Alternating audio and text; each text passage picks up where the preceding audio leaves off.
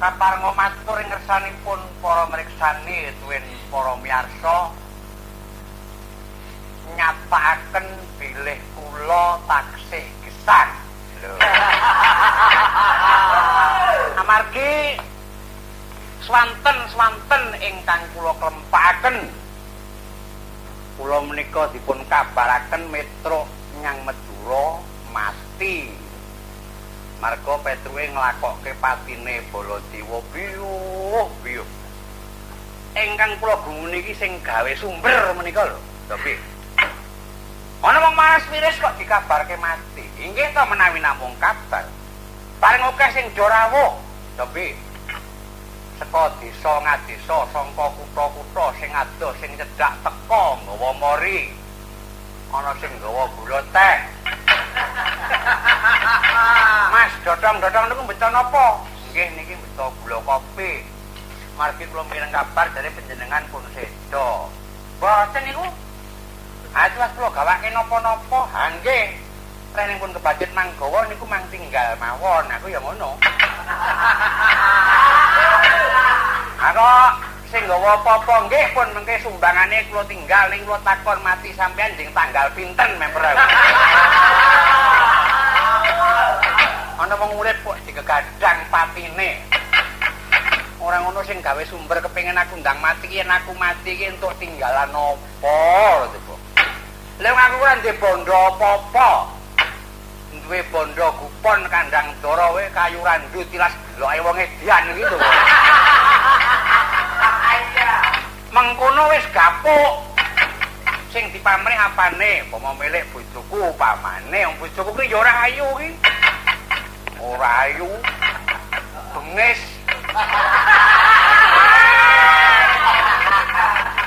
Ulate peteng.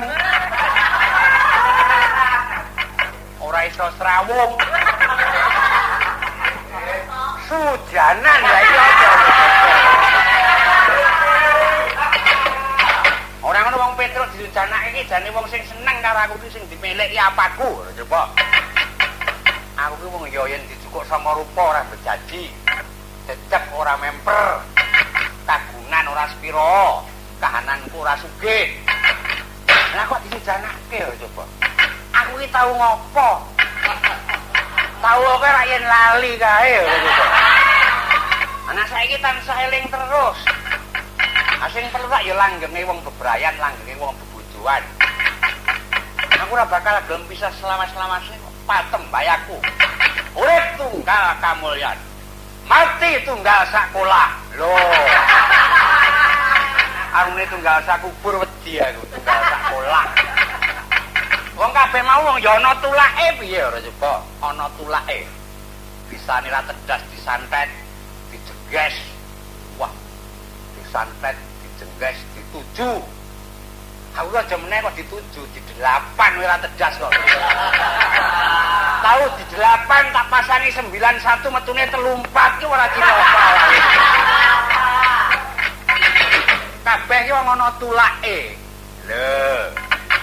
Wong yen kulino saba banyu kudu nggawa kawruh banyu. Lho, amarga banyu ki ya ana sing nunggu. Sing kulino saba ngalas kudu nggawa kawruh alas. Bisane nyirep kewan galak sing galak ilang galake, papan tawar dadi tawa sing angker dadi lumrah. Lho. Sing kulino saba ngalas kudu sangu kawruh alas. Yen kulino munggah gunung kudu ngerti kawruh gunung. Yen kulino saba pasar kudu ngerti kawruh pepayen kawruh pasar kuwi. Ha iki panulake tembange dandang gula. Yen tembang dandang gula kuwi sewengi diwaca ping 120 ora-orane omahmu klebon maling. Tenan kok. Ana kidung rumeksa ing wengi teguh ayu luput ing lara luput bilai kabeh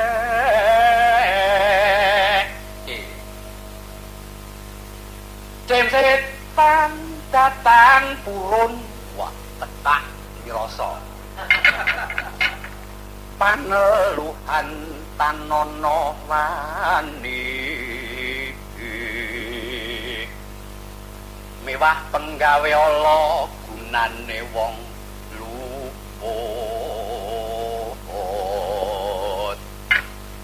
geni ateman tirta maling adoh tanono ganggu mring mami marmane den waspada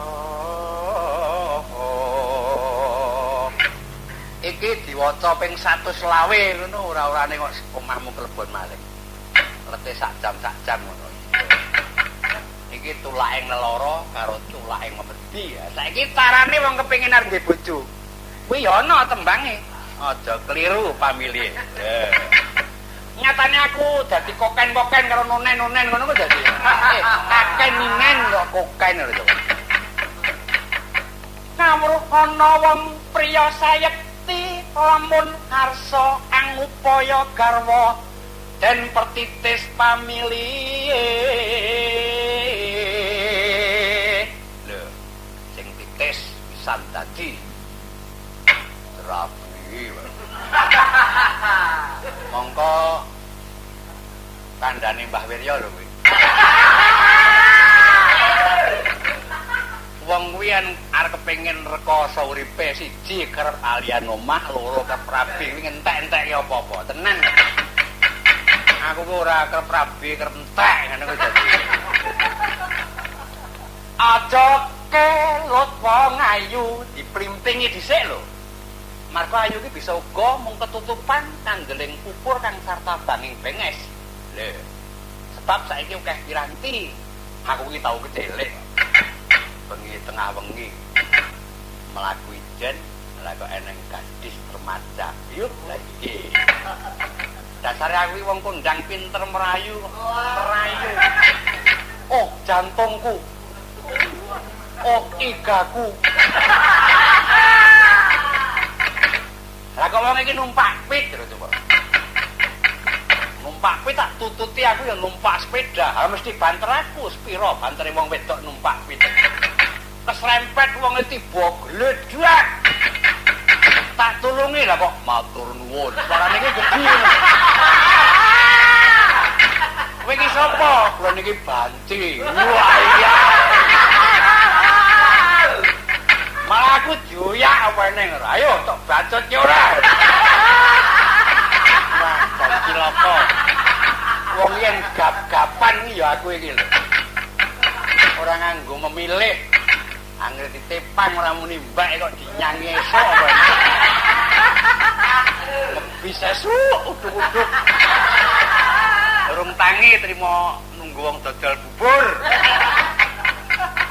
aja kelut wong ayu iki kaping pindho milik wong sugih lho jatuh pe sugih ora sugih nek ngeterapke ra iso kalung diguang yang pian bojone lunga nyang kantor kono ndelik nyang sor meja bingung ke piye Mbak Karto lha iki lho iki mung perkara nyawang sugih ngono ning pindho milik wong sugih kaping tri kawibawan kaping papatipun keneng sambang sarawungan iki aku dhewe bisa uga diniluting tembung manis mau niki ya kudu dicak-cek mayang suwe-suwe kok gawe gegere wong omah-omah gampok wong awake awakku dhewe ora ngerti sapa-sapa ora ngenake sapa-sapa awakku dhewe kok kudu dicak-cek lho biyen gak isih ngladeni aku ki antenge ra ilok-ilok saiki bareng wis njatu krama putri saka Witaradya ngladeni dalang kok sing dicepke pesinden piye to ger apa ning kon jukuke Janaka jukuke Durga ya marmane den waspada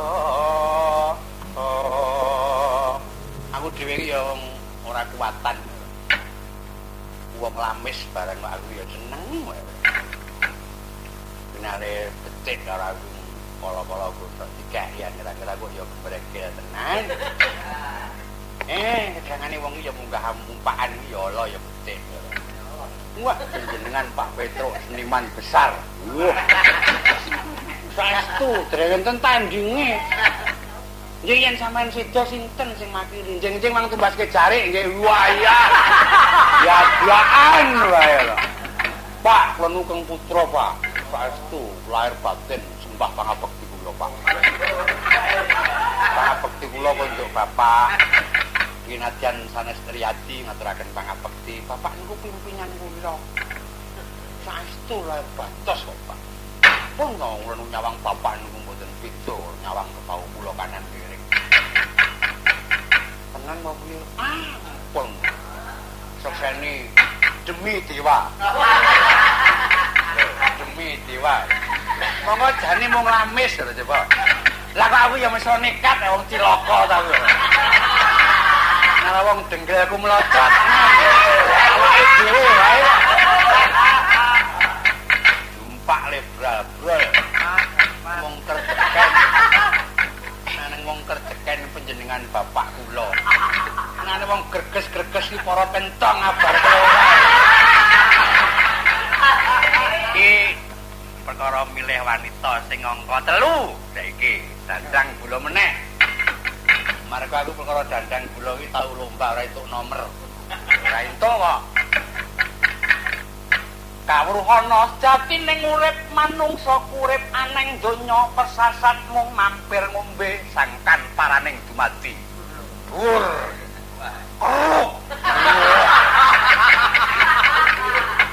Bangsa ali aku.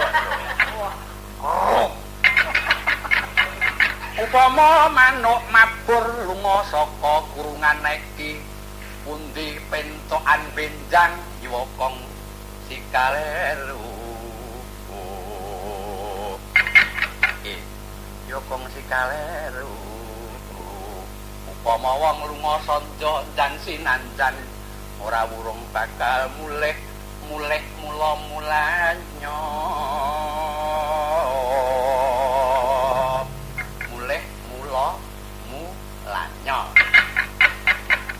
Yen tinandra tuwak bandeng Gresik Surabaya pelabuhan dagang misuwur rujak tingure. Iki petinganing daerah-daerah. Banjir Kung Tulungagung Lahar Blitar Tahu Kediri iki. Nah, iku Kediri ora mung tahu kok angine barang gedhe. Angine gedhe tekleke yo atos. Aku tahu kok teklek bojoku kan ngomara ketrimo malah tutuke bathukku. Ora kowe metro ya ini teko yang ndi? Tor. Oh ibu, iki agemen Bu. Kenapa? Tor. Kiwarok Ponorogo. Lho, Kiwarok Ponorogo. Dadi Ponorogo iki biyen sejarahe eneng waroke. Lho. Banjir Kung Tulungagung Lahar Blitar Tahu Kediri Kiwarok Ponorogo. Jenang dodol butut. Iki dudu slet mung daerah-daerah. Batik Solo gudeg nyojo. Lho.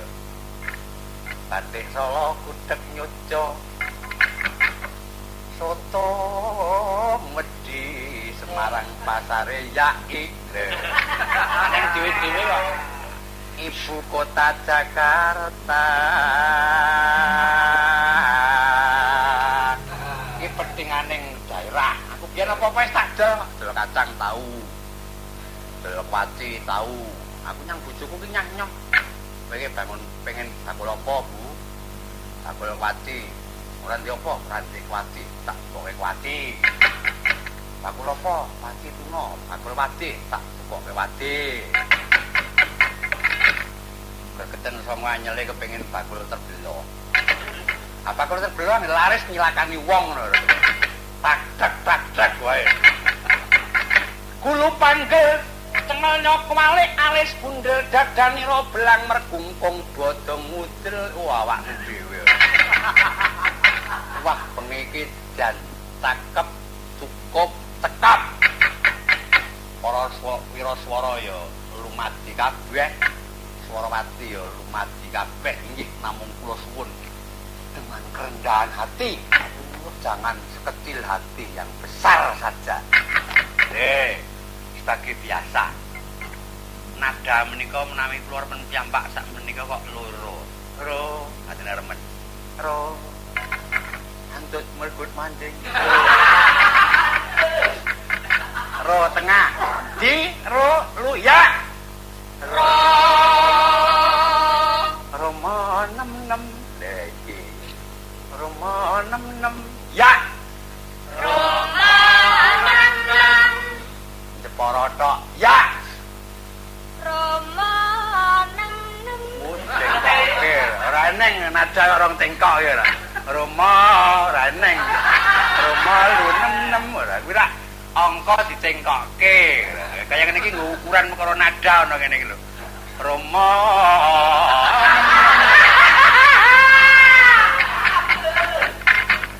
Made in Klaten Roma 66 ya. Roma 66 juyem boyem yem sami yem nis suprapti kese cilik jenenge sami yem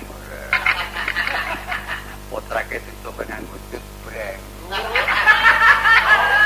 kegelungan muntil diopo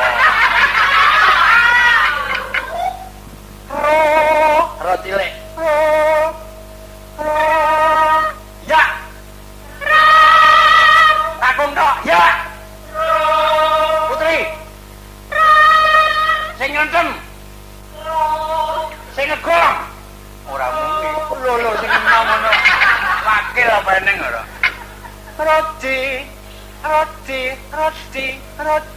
monem tiro iki roti monem tiro ya roti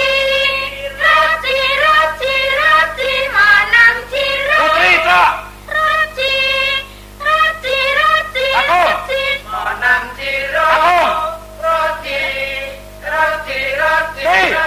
monem tiro wis apal ta wis mulya ana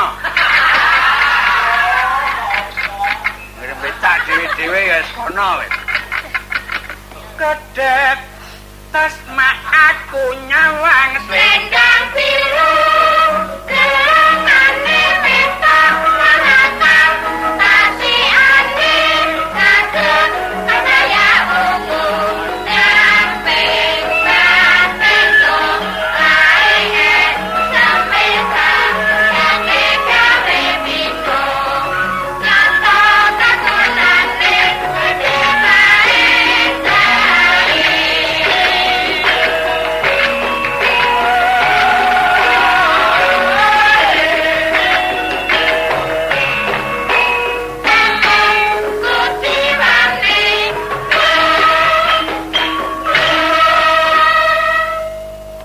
lagu Selendang Biru iki biyen ana sejarahe. Kabeh lagu iki mengku sejarah kisahe sing nyipta. Zaman aku gandrung karo kethek ogleng iki ya. Aku kaya ngene iki lho. Lho, yo, anjing. Awas, aja kaya demben. Anjing. Janji bagus tetep kira sepiro suarane landung ning ceketan aten cethile ra ilok yo selendang biru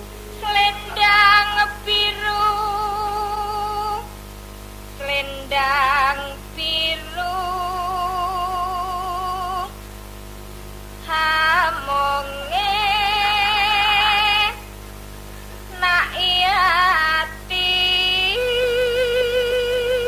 aku yo moh enake ati wae sing dari ati ke hati perlune nah monggo ora tekan batin sedya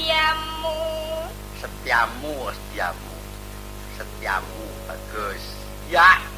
Selendang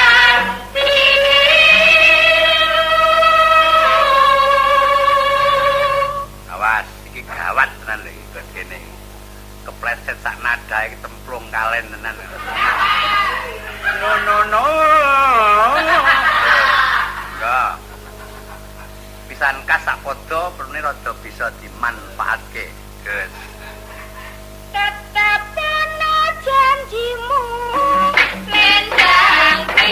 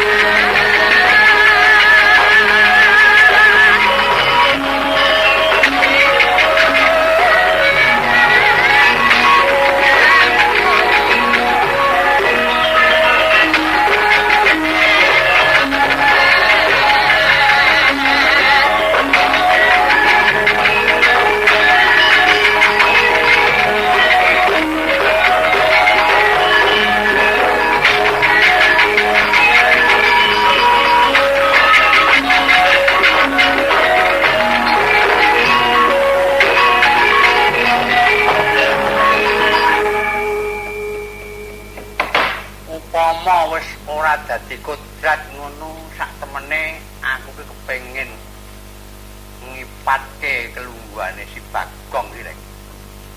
Lho, bape apa ta? Lah wong Bagong ora tau netepi janjine le Bagong.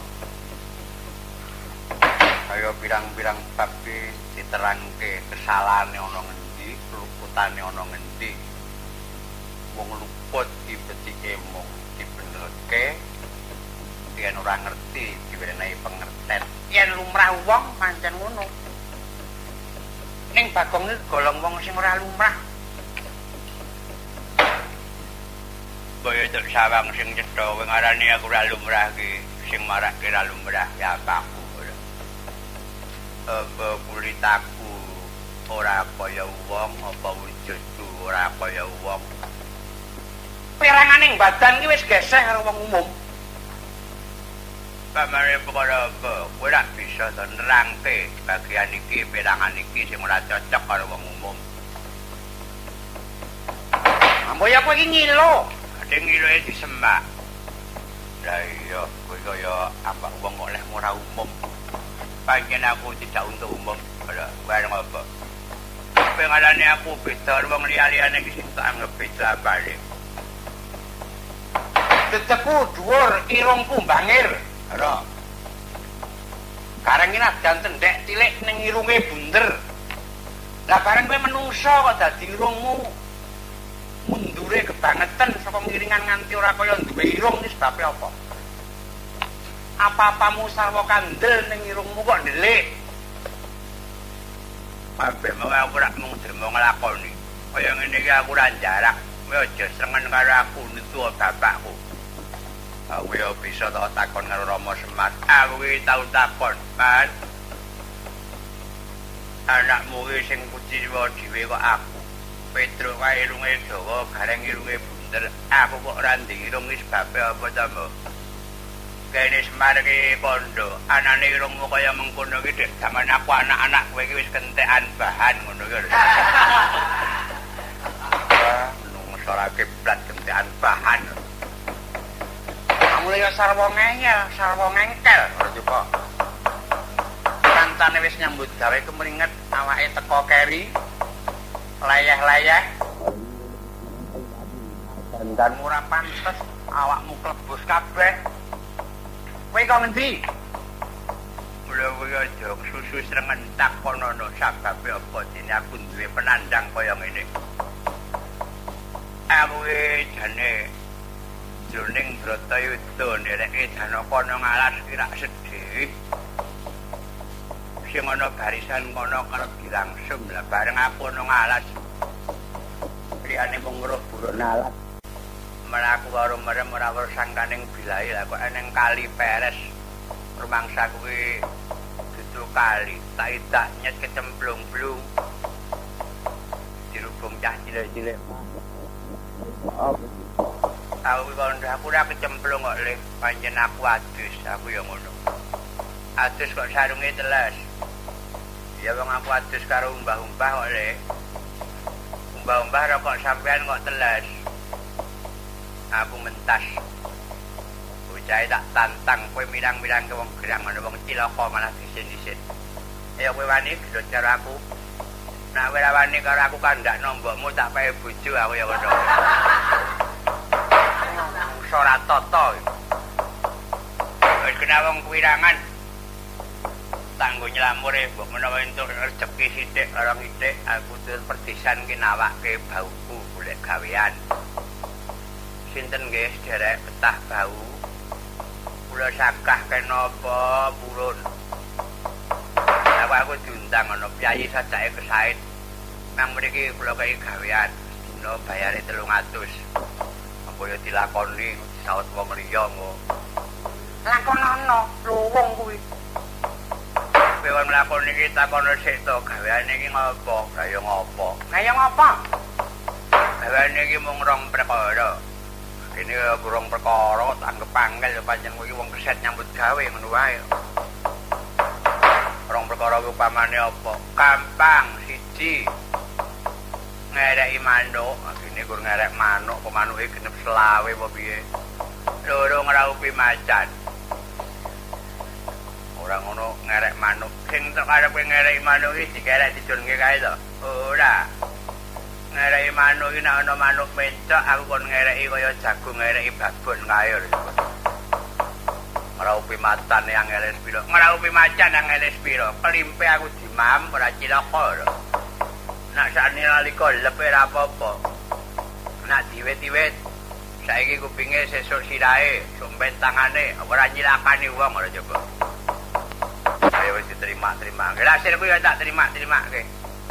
Tak bajet ki lehku mlaku. Mbok menawa nyandung rezeki aku. Aku petuk bilung yang di perapatan. Bilung ki melu melowo saiki. Kowe rak bilung biyen kae to, ya, Gong.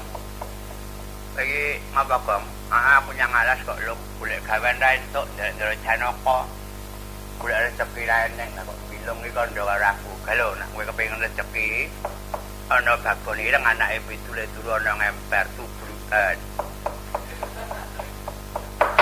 Tak sawangi tenan ana ngempere wong sing di omah, lawange dinepe iki ana babon ireng. Hasilku golek wadah, aku ora nggo wadah ki lho. Lah kok bilung ki kandha karo aku. Ora usah nggo wadah sarung kowe lak kena nggo buntel. Wong aku wis terang-terangan aku mung sarungan tok kok lho. Aku bilung ki nekat yo ben bengi-bengi wae lho, kurang ajar aku. Tak banjute babone tak tubruk, bruk keneng, dudu babon asu ireng kok dadi. Sarungku digondol aku dicakot lagi lho tatu gondodo iki. Wong gap-gapan. Ora kok gap-gapan sire iki ya golek rezeki kok.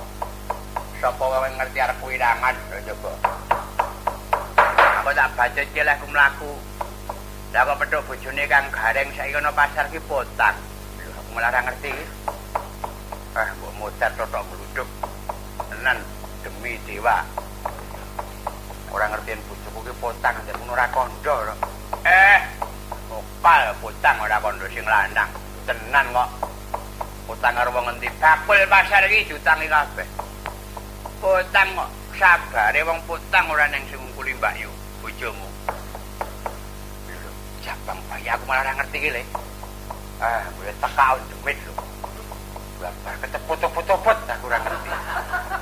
Ya bojoku ki putang iki. Aku ki urung tau tumut. Aku ki weruh le nagi kok kowe ki piye to? Mbak Yu ki wong sing tatak tanggon. Gawa apa-apa ora perlu diwadahi koper, ora perlu digembol, wadahi bathok cukup. Ayo ana pancen bondo raming saya diwadahi ngendi liyane kono. Mula aku weruh lho nagih wong dodol lombok. Mbak Yu dikai lombok loro ya tampani. Nagih wong dodol beras kai beras sak jimpit ya tampani. Nagih wong pinuju jajan dikai lorotan ya tampani. Oh, menungso ra keblat kuwi. Kuwi jenenge paring-paring kok utang lho.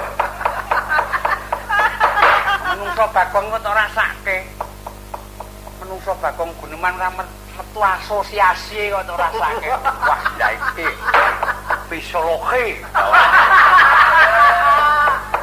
Ya kali bere Petro psikologi.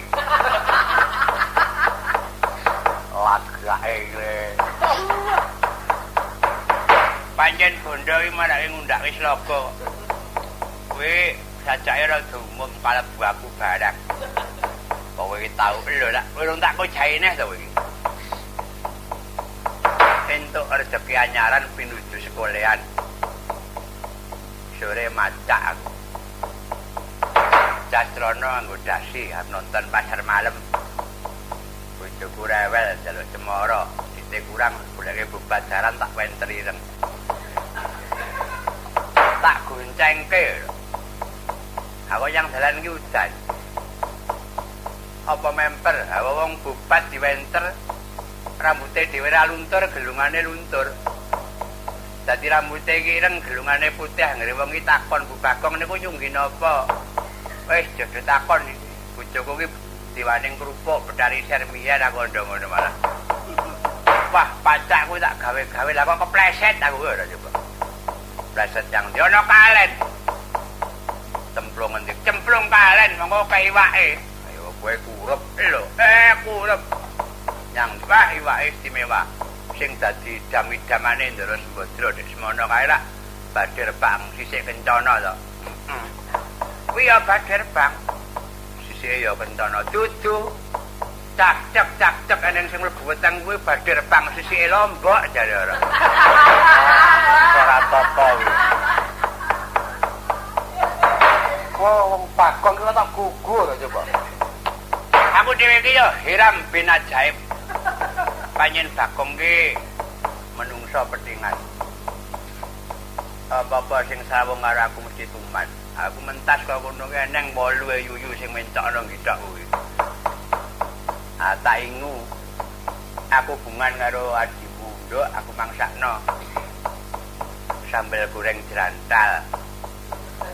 Aku yuyu urip-uripan kok banyu iki. Tuke aku urung tak mamah mlebu weteng ora. Oke, siji apa 7 siji.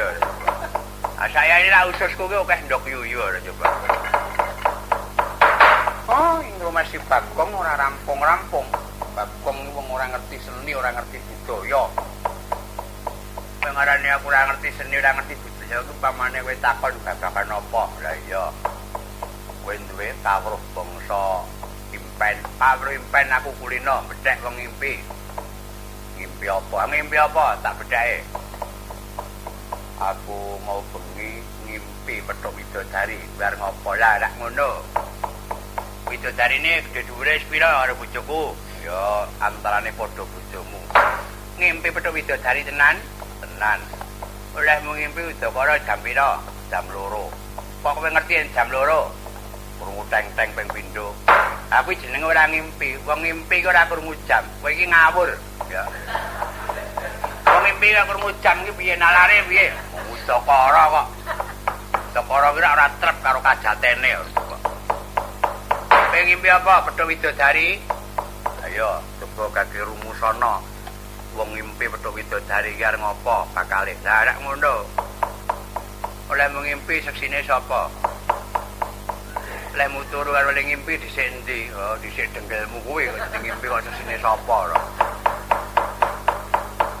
Sing wis-wis ngimpi Widodari kuwi, Petuk Widodari ki padha karo wong ngimpi dandan. Wong ngimpi dandan kuwi mesti arep mati. Kaya Petuk Widodari kuwi patine kaya disengkake amarga Widodari iki tukang njabut nyawa. Widodari tak kon lunga iki. Ya ana pengimpen ngono. Heeh. Lunga wis dilonggo bali neh.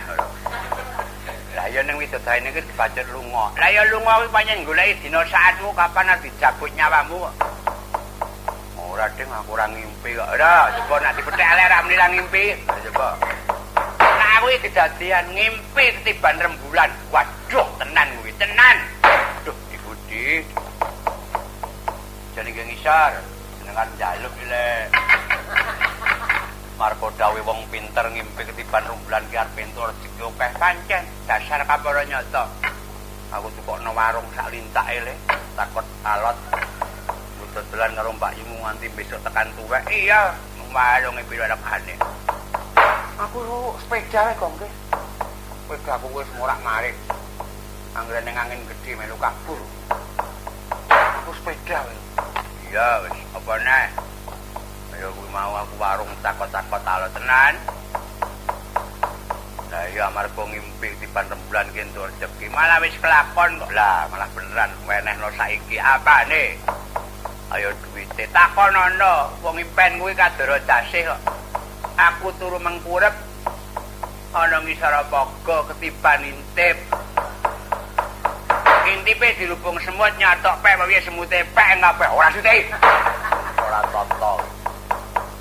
Oh, rang Permesi Bagong wis bengi rampung-rampung.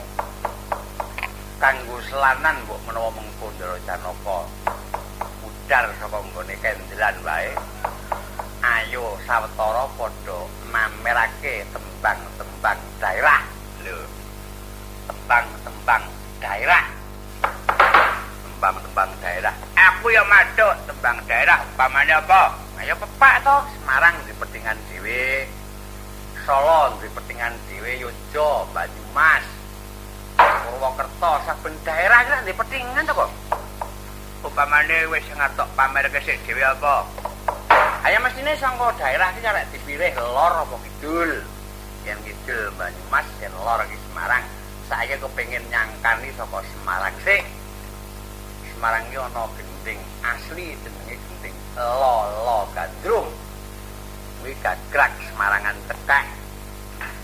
Sing maune mung gamelan tok saiki wis direnggo nganggo apalan-apalan. Mbok menawa bisa piguna tumraping perkembangan seni lan budaya. Monggo Lolo Gandrung.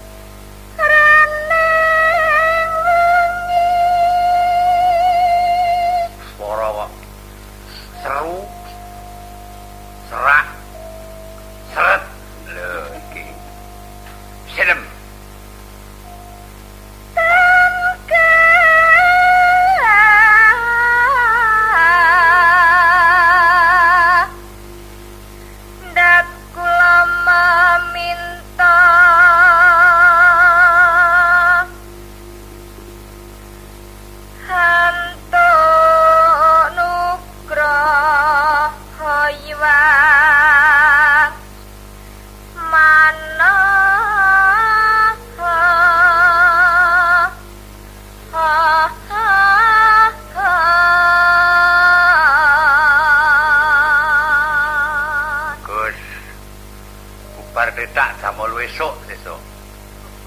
Ora dadi ngopo. Batut bajak janti. Ayo mbok kanggon-kone. Monggo. Saindeng nuswan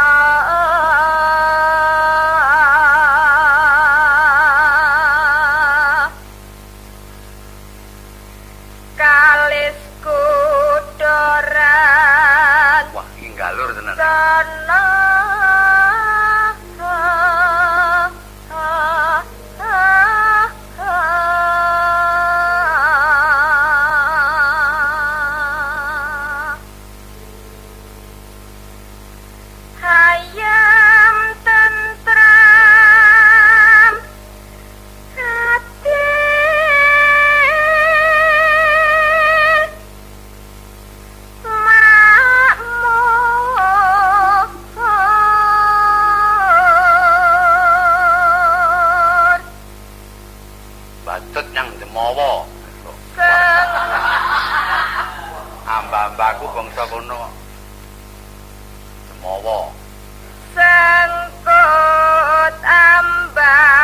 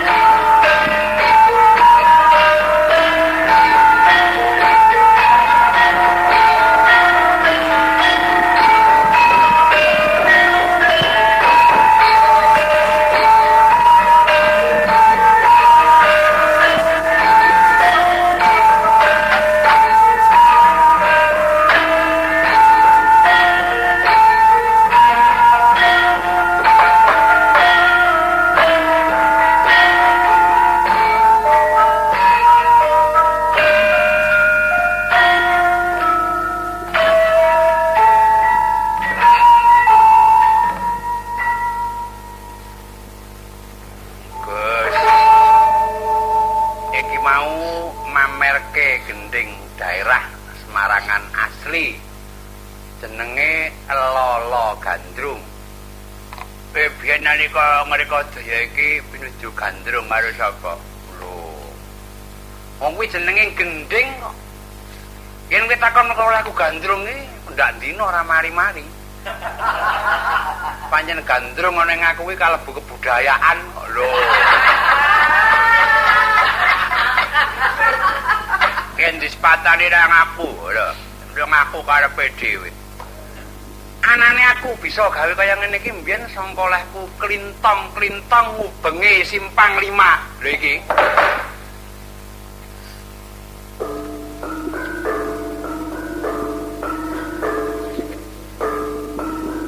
Lagu simpang 5.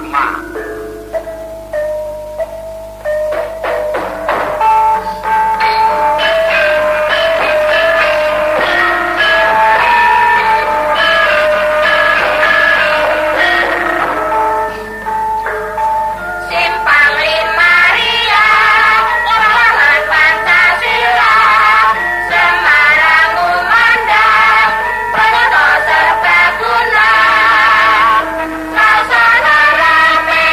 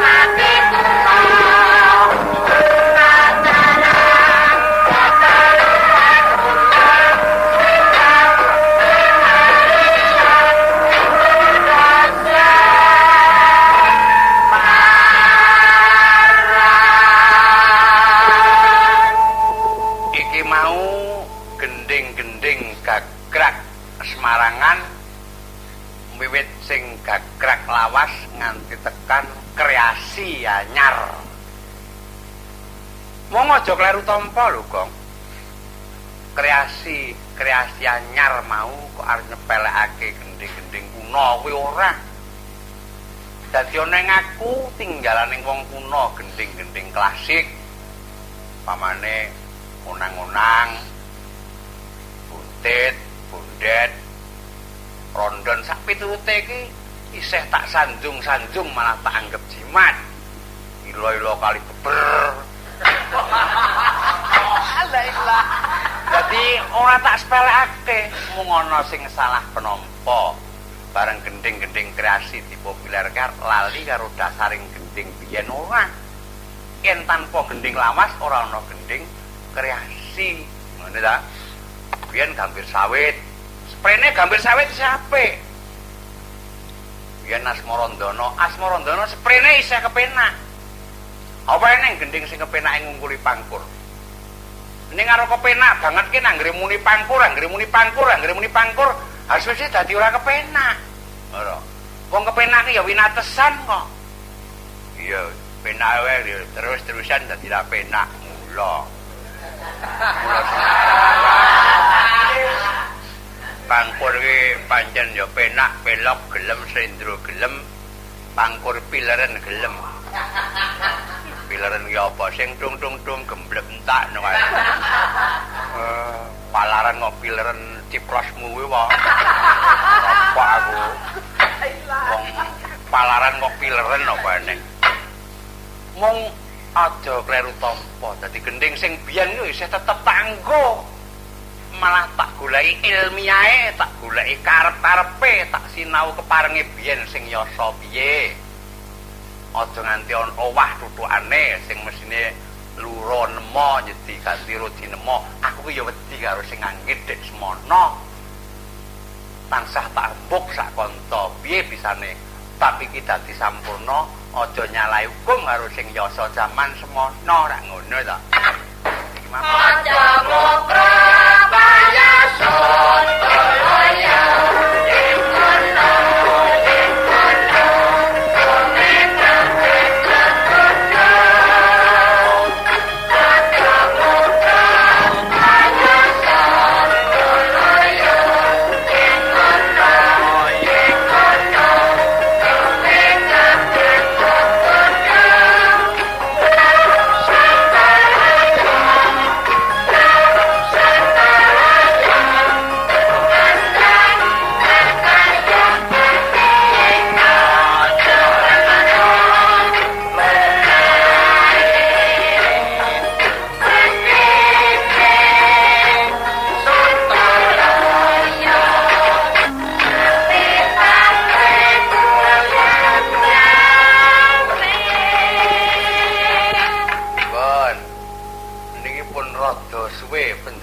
sekalian mboten midanget Sontala wae Sontolaya niki. Pisane bisa digunakake lan bisa dimanfaatke prayogane pisan kas diwiwiti saka swara kakung sambung swara putri. Leh. Aja nglokro nggo Pak Pon radi maseng. Mas Pon iki guna sairun. Swara. Mas Pon iki guna swara. Ajang nyokro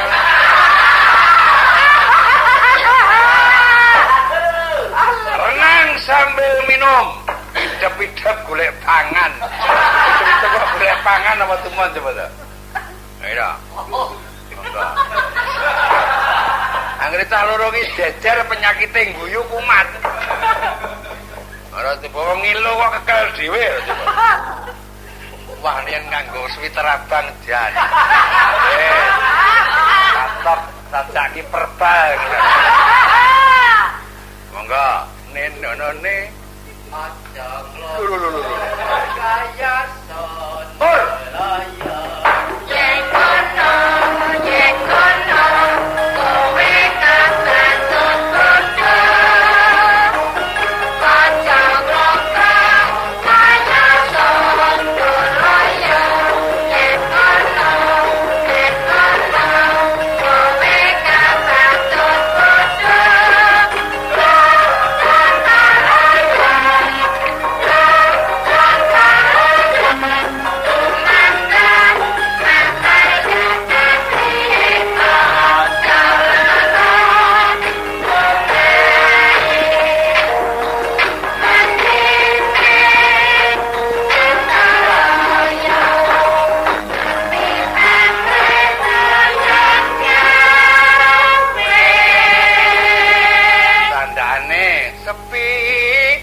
pamrih